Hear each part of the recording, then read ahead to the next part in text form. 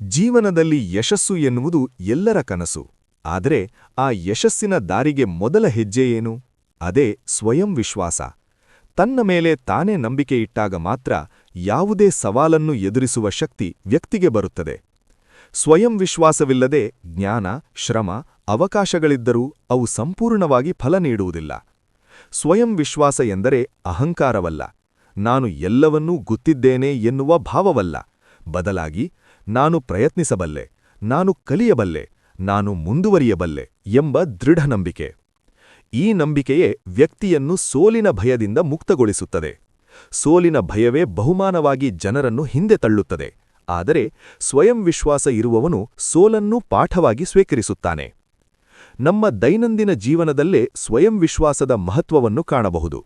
ವಿದ್ಯಾರ್ಥಿಯೊಬ್ಬ ಪರೀಕ್ಷೆಗೆ ಹೋಗುವಾಗ ನನಗೆ ಬರಲ್ಲ ಎಂದುಕೊಂಡರೆ ಅವನಿಗೆ ಗೊತ್ತಿರುವ ಉತ್ತರಗಳನ್ನು ಬರೆಯಲು ಸಾಧ್ಯವಾಗುವುದಿಲ್ಲ. ಆದರೆ ನಾನು ಪ್ರಯತ್ನಿಸುತ್ತೇನೆ ಎಂದು ಧೈರ್ಯದಿಂದ ಹೋದರೆ ಅವನು ತನ್ನ ಶಕ್ತಿಯನ್ನು ಸಂಪೂರ್ಣವಾಗಿ ಬಳಸಿಕೊಳ್ಳುತ್ತಾನೆ.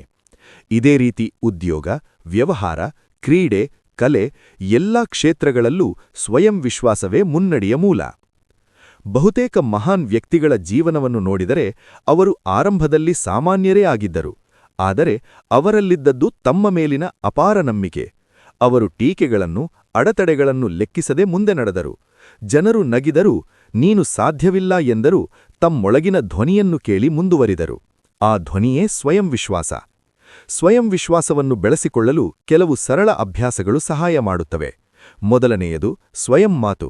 ನಾವು ನಮ್ಮನ್ನು ನಾವು ಹೇಗೆ ಮಾತಾಡಿಕೊಳ್ಳುತ್ತೇವೆ ಎಂಬುದು ಬಹಳ ಮುಖ್ಯ. ನನಗೆ ಆಗುವುದಿಲ್ಲ ಎಂಬ ವಾಕ್ಯವನ್ನು ನಾನು ಕರೆಯುತ್ತೇನೆ ಎಂದು ಬದಲಾಯಿಸಬೇಕು.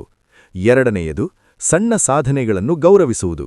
ಸಣ್ಣ ಯಶಸ್ಸುಗಳು ಸ್ವಯಂ ವಿಶ್ವಾಸವನ್ನು ನಿಧಾನವಾಗಿ ಬಲಪಡಿಸುತ್ತವೆ. ಮೂರನೆಯದು ಹೋಲಿಕೆ ಮಾಡುವ ಅಭ್ಯಾಸವನ್ನು ಬಿಡುವುದು.